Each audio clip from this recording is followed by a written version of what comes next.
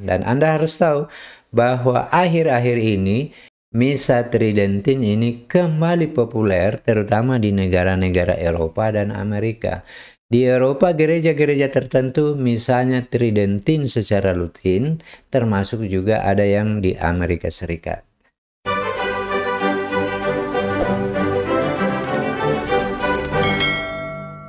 Salve, saudara dan saudari. Semoga hari ini berkat Tuhan berlimpah atas diri dan keluarga Anda. Saudara-saudara, pada kesempatan ini kita akan membahas tentang dua macam misa di dalam gereja Katolik. Selama ini mungkin kita yang hidup di zaman modern ini yang kita kenal adalah misa Katolik yang modern. Tetapi kalau kita melihat kembali ke belakang, melihat sejarah, ternyata sebelum misa model misa yang ada saat sekarang ini, ada yang namanya misa Latin tradisional. Kalau yang sekarang ini yang kita kenal adalah misa dengan model Novus Ordo atau misa versi baru.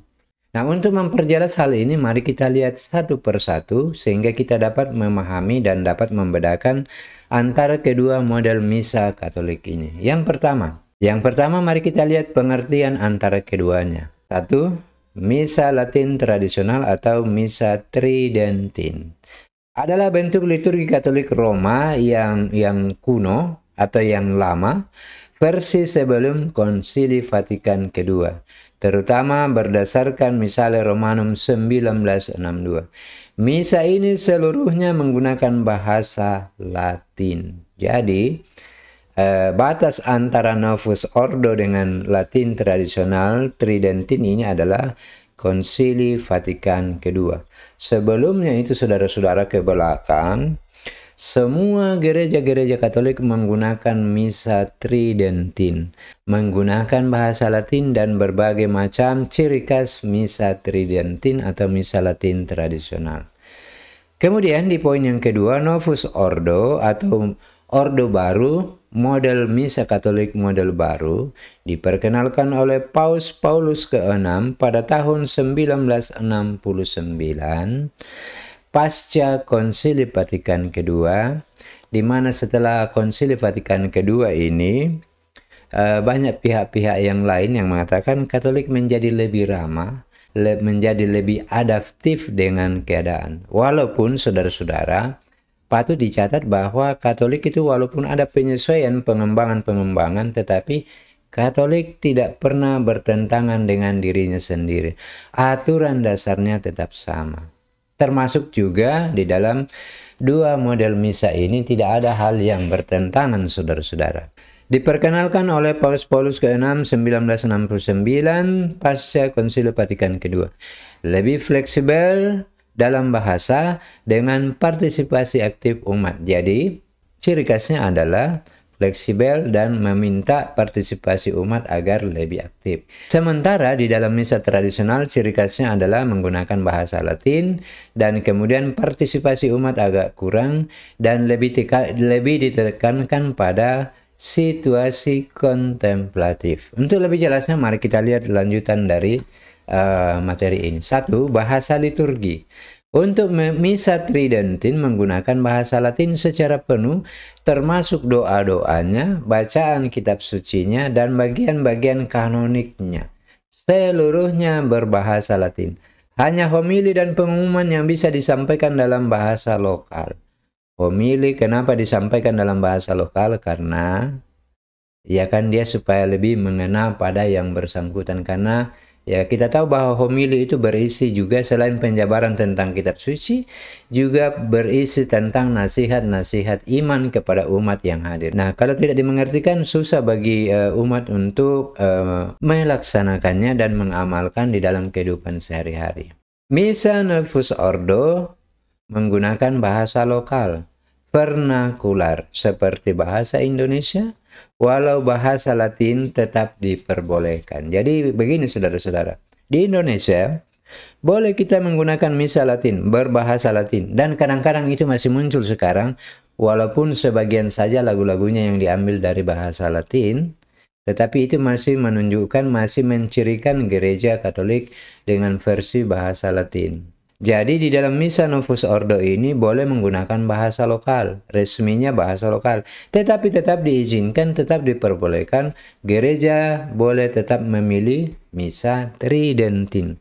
Bacaan dan doa-doa utama dipahami langsung oleh umat karena menggunakan bahasa lokal. Itulah Misa Novus Ordo dari sisi bahasa liturgi. Kita lihat dari sisi arah imam, orientasi liturgis. Pada Misa Latin Tridentin, imam merayakan misa dengan ad orientum. Dia menghadap bersama-sama dengan umat.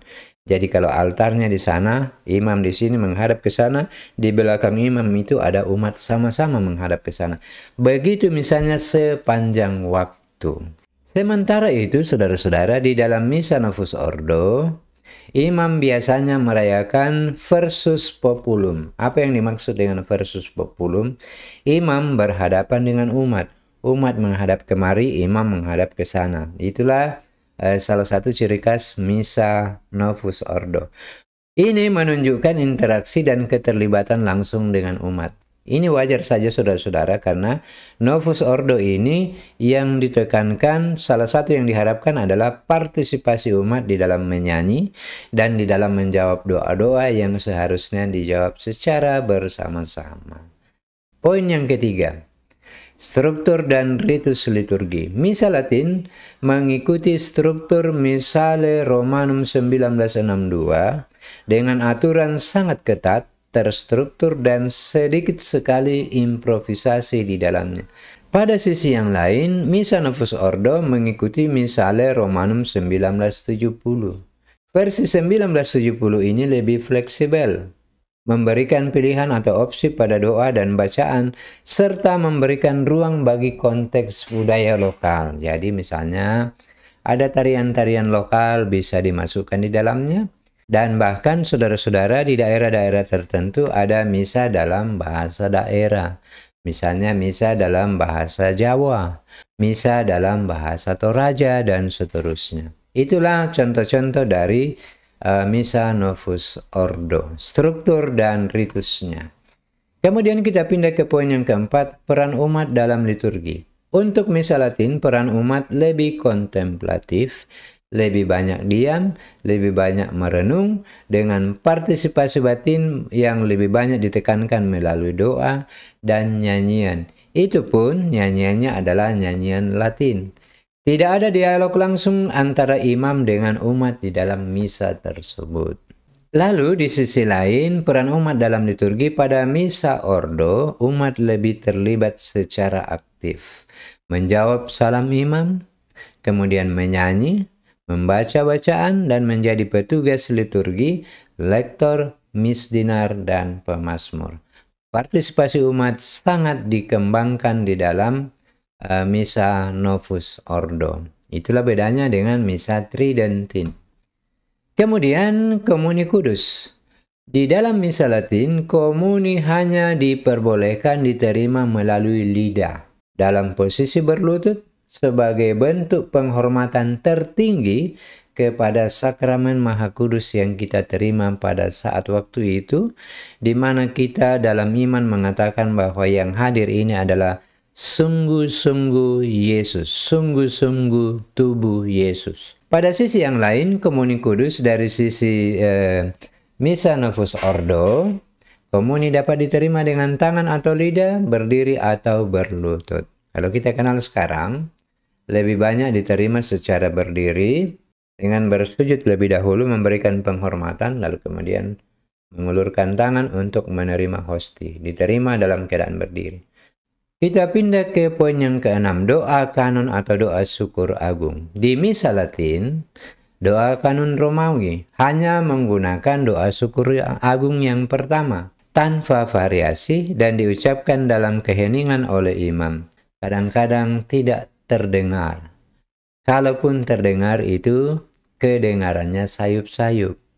Itulah sebabnya Misa Tridentin ini dikenal sangat-sangat sakral karena keheningan yang tercipta di dalamnya. Bahkan imam ketika mengucapkan doa syukur agung kadang-kadang tidak kedengaran ataupun kedengarannya sayup-sayup. Dan itu pun yang digunakan hanya doa syukur agung yang pertama. Sedangkan pada misa Novus Ordo, biasanya lebih kedengaran imamnya, bahkan menggunakan pengeras suara untuk supaya umat mendengarkan dan suaranya lebih nyaring. Diucapkan dengan suara nyaring agar umat bisa mengikutinya di dalam hati. Kemudian saudara-saudara, kita masuk pada poin yang ketujuh, yaitu nyanyian dan musik liturgi. Dari misa Latin Tridentin, musiknya adalah musik Gregorian dan polifoni sakral. Musiknya Gregorian itu mempunyai ciri khas gaya Gregorian. Lalu ada polifoni sakral. Ini biasanya nyanyian yang dilakukan tanpa iringan musik. Dalam bahasa modernnya barangkali a cappella, tapi itu suaranya sangat menunjukkan sakralitas. Saking sakralnya, kalau Anda mendengarkan ini di dalam misa Tridentin ini, kita bisa berdiri bulu-bulu ketika mendengarkan nyanyian yang dinyanyikan secara polifoni sakral ini. Umumnya dinyanyikan tanpa iringan musik. Polifoni sakral digunakan secara eksklusif sebagai bentuk tertinggi dari musik liturgi ajaran Gereja Katolik. Kemudian poin yang kedua, misa Novus Ordo. Musiknya bisa lebih beragam, ya walaupun beragam tentu saja dalam koridor-koridor tertentu, termasuk juga lagu-lagunya lebih variatif dan bisa ada sedikit improvisasi di dalamnya. Terdapat kebebasan dalam pemilihan lagu asalkan sesuai dengan aturan liturgi. Jadi, walaupun di dalam misa Novus Ordo ini ada kebebasan dalam hal lagu, tetapi tentu saja ada koridornya. Ada step-step yang harus diikuti dalam pemilihan lagu tersebut. Jadi tidak juga sesuka-sukanya memilih lagu, saudara-saudara. Kemudian kita pindah ke poin yang ke-8, altar dan meja sabda. Misa Latin hanya satu altar, yaitu altar utama. Tidak ada mimbar bacaan kitab suci, karena bacaan dibacakan langsung oleh imam dari atas altar imam. Sementara itu di misa Novus Ordo terdapat dua tempat utama, yaitu altarnya imam, lalu kemudian di sampingnya ada mimbar baca, di sebelahnya lagi bisa ada mimbar untuk pemimpin lagu. Bacaan dibacakan oleh lektor dari mimbar, bukan dari altar imam. Jadi mimbar bacanya ada. Sementara pada misa Tridentin itu dua-duanya, doa syukur agung dan bacaan kitab suci, dua-duanya dibacakan oleh Bapak Pastor, bukan dari mimbar tapi dari altar utama. Kemudian pindah ke poin yang ke-9, pemakaian dupa, gestur, dan simbolisme. Misa Latin banyak gestur simbolik seperti tanda salib kecil, membungkuk, cium altar, dan penggunaan dupa yang sangat kaya. Ketika Anda mencium wangi dupa ini, asap dupa, itu semakin membawa perasaan kita masuk dalam suasana yang sangat sakral di misa Tridentin. Misa Novus Ordo, gesturnya lebih minimalis dan penggunaan dupa lebih opsional. Kadang tidak ada penggunaan dupa di dalam misa biasa pada Novus Ordo. Fokusnya pada kesederhanaan dan partisipasi umat. Mengapa Novus Ordo ini mengutamakan partisipasi umat? Supaya iman itu memang merasuk ke dalam hati umat ketika dia mengerti bahasa yang digunakan, bahasa yang bisa dipahami oleh mereka. Kita pindah ke poin yang terakhir, saudara-saudara. Poin yang ke-10. Ciri khas sekaligus perbedaan antara misa Novus Ordo dengan misa Tridentin, misa Latin tradisional. Misa Latin menekankan pengorbanan Ekaristi serta misteri sakral dan peran imam sebagai alter Kristus, Kristus yang lain. Wakil Kristus di dunia, wakil Kristus yang berada di atas altar. Atmosfernya lebih hening dan hikmat. Berbeda dengan misa Novus Ordo, menekankan pada aspek komunitas umat Allah dan partisipasi aktif umat di dalam misteri iman Dan kadang-kadang ada jawab satu dengan yang lain, imam mengucapkan ini lalu kemudian umat menjawab ini. Itulah ciri khas dari Misa Novus Ordo. Nah, saudara-saudara, itulah ciri khas dan perbedaan antara Misa Tridentin dan Misa Novus Ordo. Keduanya ini, saudara-saudara, tetap berlaku secara sah di dalam Gereja Katolik. Dan Anda harus tahu bahwa akhir-akhir ini Misa Tridentin ini kembali populer terutama di negara-negara Eropa dan Amerika. Di Eropa, gereja-gereja tertentu misalnya Tridentin secara rutin, termasuk juga ada yang di Amerika Serikat. Nah, saudara-saudara, sampai di sini video kita pada kesempatan ini. Sampai jumpa pada video berikutnya. Semoga bermanfaat bagi Anda. Salam sehat dan semoga Tuhan Yesus memberkati kita semua. Amin.